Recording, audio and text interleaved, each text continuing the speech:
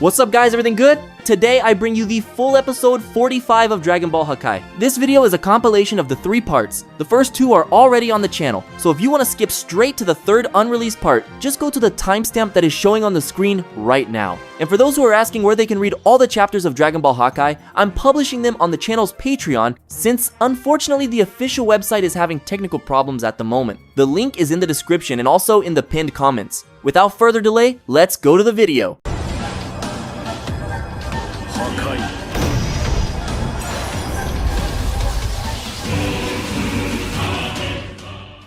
Chapter 45 of Dragon Ball Hakai is called Dioran the Sentinel.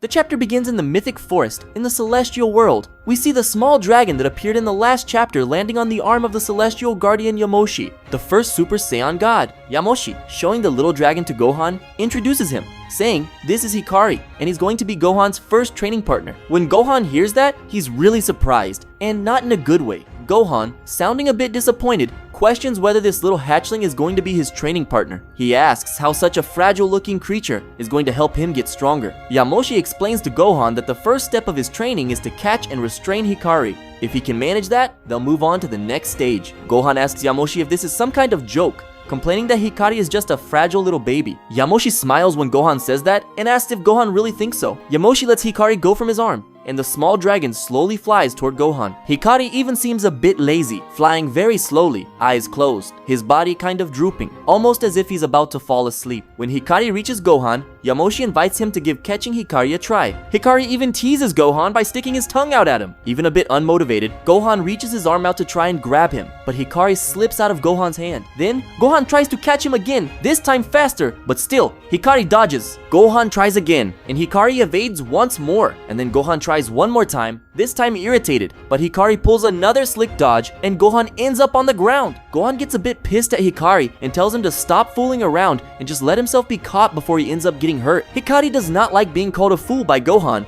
and suddenly flies at him with incredible speed, leaving Gohan completely shocked. Then, Hikari delivers a massive headbutt that sends Gohan flying, slamming his back hard against a rock and crashing to the ground in pain, spitting out a bit of blood. Gohan is stunned by what just happened, asking how something so small can be so fast and strong. Yamoshi tells him that in the celestial world, everything is divine. Even the animals are gods too. He says that if he were Gohan, he wouldn't underestimate even an insect from this world. Yamoshi also warns Gohan to be careful with this world's environment, since everything here is extremely strong. He tells Gohan that he won't break things in this world as easily as he does on Earth. Probably, with that hit, Hikari just landed on him. If Gohan had slammed into a rock on Earth, the rock would have been completely destroyed. But since it's a rock from the celestial world, Gohan didn't even scratch it. Gohan now realizes that the creatures in the celestial world are no joke. And even though Hikari is just a hatchling, he's going to be a real challenge. So Gohan decides he's going to transform to get stronger and catch Hikari more easily. Gohan even starts releasing more ki to transform, but Yamoshi shuts him down right away, telling him he's not allowed to transform. For now, transformations are completely forbidden in Gohan's training. He says Gohan has to adapt to this place using only his base power. Gohan really doesn't like hearing that and says that if he's not transformed, he can't even see since he's without his glasses. But Yamoshi loves hearing that and says it will make Gohan's training even better, leaving Gohan even more shocked. Over in the Desert of Perdition, a parallel dimension of the celestial world, we find Piccolo and Pycom. When Piccolo sees this completely strange place they've ended up in, he's a bit surprised and asks Pycom what kind of desolate place this is that he's brought him to. Pycom tells him this place is called the Desert of Perdition, and their goal is to reach the center of this desert. Piccolo asks what's so important in the center of this desert. Pycom says there's something extraordinary there, but it's better for Piccolo to see it in person rather than just hear about it. Piccolo complains that Pycom loves to be mysterious about things, but says fine, he'll trust him. Piccolo just suggests it'd be better for them to wait for this storm to pass before continuing. He's referring to the sandstorm happening right in front of them right now, but Pycom tells Piccolo that the sandstorm in the Desert of Perdition never ends. It's eternal. He explains that it acts as a natural protection for this place. Piccolo asks what this protection is for, what it protects. Pycom says this natural protection exists precisely to protect what he wants to show Piccolo. Piccolo comments that if there's really a natural protection like that just to protect whatever it is Pycom wants to show him, then it must be really important. Pycom warns Piccolo to pay close attention because it's very easy to get lost in this place, so Piccolo can't stray from him for even a single moment. Piccolo says Paikom's right, he can't sense divine ki. So if he got separated from Paikom, he'd be in serious trouble. But Paikom tells him the problem is much worse than that. In fact, even if Piccolo could sense divine ki, the sand in this desert has magical properties that distort that kind of sense. In other words, finding anyone by their ki is impossible here. And that applies both to Piccolo and to Paikom himself. And that's not the only problem. Regular senses are also extremely limited here. Because of the constant sand, vision and smell are greatly impaired. It's nearly impossible to see with sand flying into your eyes, and to smell with sand constantly hitting your nose. Hearing is also heavily impaired, since with the wind blowing strongly all the time, it's very hard to hear anything besides the wind. In short, basically all 5 common senses and the 6th sense of sensing ki are practically useless here. Paikom then warns Piccolo that if he gets lost here, it'll be very hard for him to find Paikom again, or to find the portal they came through, which is the only exit from this place. From what Paikom is saying, traveling through this desert sounds extremely complicated. So Piccolo asks how Paikom knows this place so well that he'd want to head to its center with him. Paikom tells Piccolo that once, he actually got lost in the Desert of Perdition. Piccolo then feels a bit of hope hearing this, because if Paikom once got lost here, it means there's a way to get out once you're lost. Paikom says there is a way to get out after getting lost, but the problem is, you'd probably need a few millennia of life to do it. That's because after he got lost and made it out, the other gods told him he had spent something like 7,000 years in the desert. Piccolo is absolutely shocked when he hears that. 7,000 years is an insane amount of time. But even so, Paikom doesn't feel regret. He says those 7,000 lost years at least helped him learn the desert a bit better. And besides, with what he managed to find in the desert, the time spent there ended up being worth it. Piccolo gets even more curious after hearing this and asks him to just show him what's in this place already. Excited to go, Paikom tells Piccolo to hold on to him tightly so he doesn't get lost. Piccolo grabs Paikom's shoulder, and then the two of them move forward into the sandstorm, beginning their journey through the Desert of Perdition. Back in Universe 7, on the planet of Destruction, we see Broly after his fight against Vegeta. He's lying down unconscious, but already without all those injuries we saw during the battle, including the massive wound on his center caused by Vegeta, the very one that made Broly lose the fight. Suddenly, someone gives Broly a light tap on the face while telling him to wake up. And the person doing this has a silhouette we know very well. Broly's eyes start to open, and as they open and his vision slowly improves, we see Lemo and Chilai there, waiting for him to wake up. As soon as Broly realizes that Lemo and Chilai are right there in front of him, he shouts their names and gives them a crushing hug, almost killing the poor two. With Chilai and Lemo complaining to Broly about the strength of his hug, he eases up his grip. Broly is confused. He asks how Lemo and Chilai can be right there in front of him, since he saw them both die before. But it's Vegeta, the one supposedly responsible for their deaths, who answers. Vegeta reveals what we had already suspected. It was all part of his plan. He says that although it seemed like his attack hit Lemo and Chilai, in reality, it didn't not. What happened was that, at the very last moment, they were both protected and hidden by Whis. All of this was done to make it look like they had died, so that Broly would stop holding himself back and unleash his full power. However, Chilai and Lemo apparently didn't like this plan at all. Chilai complains that they weren't told about it, and Lemo adds that they were scared out of their minds. They genuinely believed Vegeta was going to kill them. And just as a side note here guys, those of us who are fans know very well about Vegeta's character nowadays and how much he has changed throughout the story. But from the point of view of these characters, Broly, Chilai, and Lemo, Vegeta is still pretty much a stranger, and they don't really know what he is or isn't capable of. Since the story of Dragon Ball Hakai disregards the events of the superhero arc, because Dragon Ball Hakai chronologically began before that movie, the only interaction Broly, Chilai, and Lemo have had with Vegeta before, this moment was in the events of the Broly movie, which was a very brief encounter. In other words, they still don't know Vegeta very well at this point. Anyway, continuing. Whis says that regardless of the method used, the important thing is that they have now seen the full power of both Vegeta and Broly, so they can already determine the proper training path for them. Speaking to Broly, Whis analyzes him, saying that Broly's power is truly extraordinary. Whis remarks that even though Vegeta had trained all this time with the help of Beerus and himself, a god of destruction and an angel, Broly still managed to fight on equal footing with him in this battle. And not only that, but according to Whis, after he healed Broly from the extreme injuries he sustained in the fight, Broly's power increased even further, a result Whis attributes to the Saiyans' natural ability to grow stronger after a near-death experience. Because of that, Broly actually ended up surpassing Vegeta. In other words, what Whis is saying here is that Broly has just gone through a Zenkai, and if before, he was already on the same level as Vegeta, surpassing him for a brief moment. Now Broly has surpassed Vegeta for good. Broly hadn't realized that he had gotten stronger. But now that Whis mentioned it, he stops to focus and notices that his power really has increased. Still, Broly wants to know why the same thing didn't happen to Vegeta, since he's a Saiyan too. Vegeta explains that the same thing didn't happen to him because Saiyans like him, who have already trained their bodies to their absolute limits, can no longer evolve through that kind of boost. The same goes for Goku, who has also trained his body to its limit. Speaking about Broly, however, Vegeta notices that the evolution Broly just went through with this Zenkai wasn't as extreme as the kind of evolution he and Goku used to have in the past. Vegeta believes this is because Broly's body is already naturally so evolved that there isn't as much room for him to gain massive power from a Zenkai. And just to clarify, guys, this isn't something Dragon Ball Hakai made up, okay?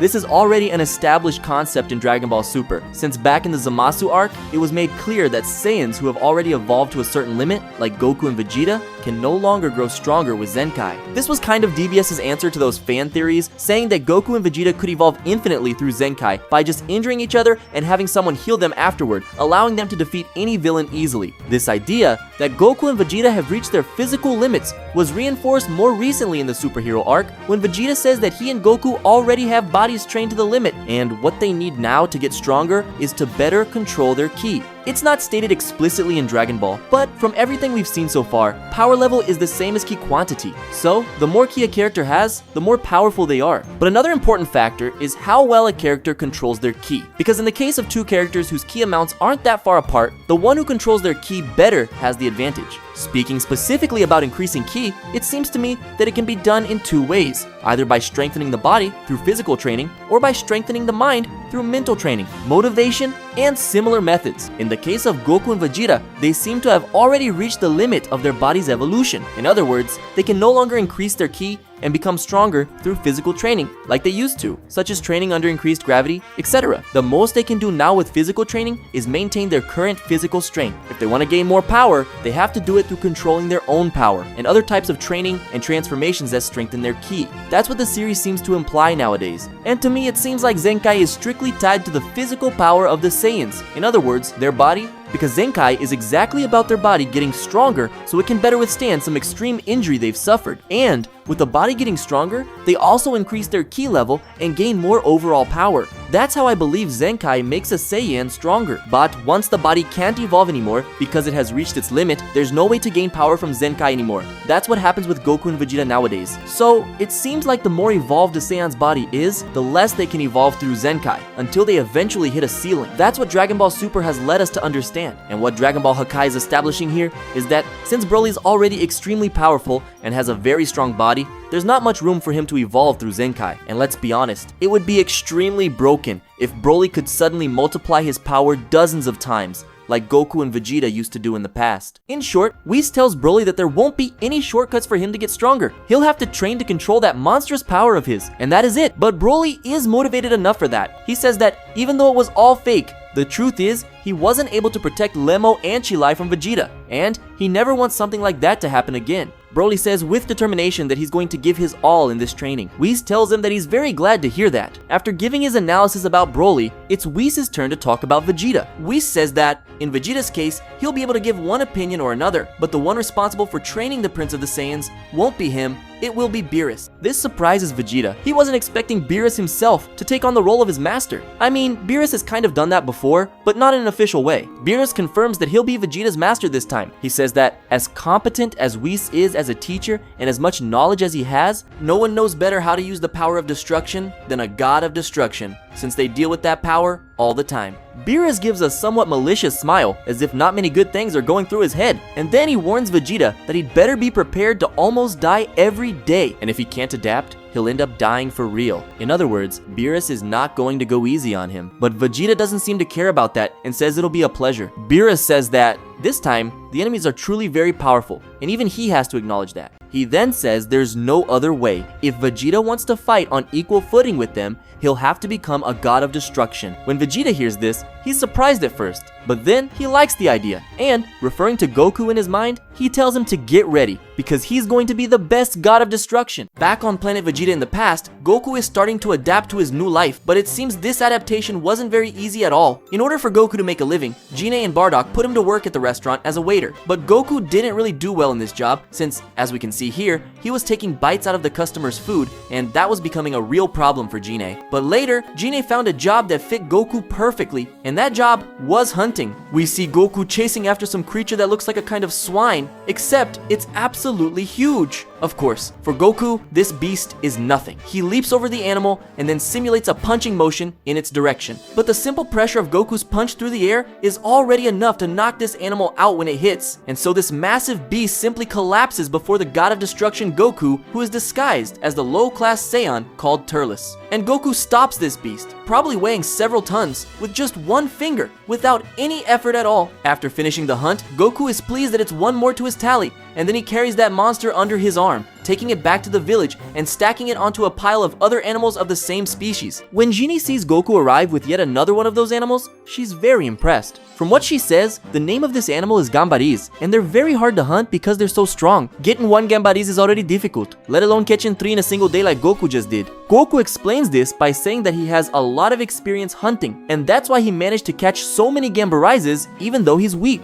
Of course, for Goku, who's an extremely powerful guy and on top of that a god of destruction, the strength of this animal is nothing. But at the moment, he's disguised as Turles, a low-class Saiyan. So he can't just say that the animal is extremely weak for him, since apparently it's considered strong even by Saiyan standards. But it's also not a lie at all when Goku says he has experience hunting, since in the past he hunted a lot to survive, back when he lived alone at Mount Paozu. At that time, Goku basically lived off hunting and fishing. Anyway, hunting is definitely the perfect job for Goku, and Gine realizes this right away, saying she found the right role for him. But Gine warns Goku that there's still all the meat to be cut, and she points to a huge cleaver that's already leaning against the wall, ready for him. That cleaver looks a lot like one Borgos used against Goku during his fight with Bardock's team. At that moment in the fight, Goku wanted to know what the butcher was cutting that required such a big cleaver, and now there's his answer. Apparently, giant animals are what the planet has the most of. Goku gets a bit startled when he hears that he'll still have to cut all of that today. Just imagine, there must be over 1,000 kilos of meat there to cut, not to mention skinning and all that. But of course, for a Z warrior who is super strong and fast, that's not such a big problem either. So it might have taken a while, but Goku managed to cut and store all the meat in the restaurant, filling up a bunch of barrels. Gine is very pleased and says now she'll have days worth of meat stock. If Gine had a normal clientele, that meat could last for months. But since we're talking about the Saiyan people, who are extremely gluttonous, even all that meat doesn't last more than a few days. Gine says that since Goku hunted the animals and they got the meat for the restaurant straight from the source, she won't need to buy from the butcher, who, according to her, is really expensive. It seems that in the end, Goku will actually be profitable for Gine and Bardock. Plus, even though Gine didn't mention it here, there are other ways to profit from the hunted animals, like selling the hides, horns, and things like that. To celebrate the profit she just made, and also to show kindness, Gine invites Goku to have dinner with her and tells him she won't charge him anything. I don't know, huh? I think half of that Gambarise meat is already as good as gone.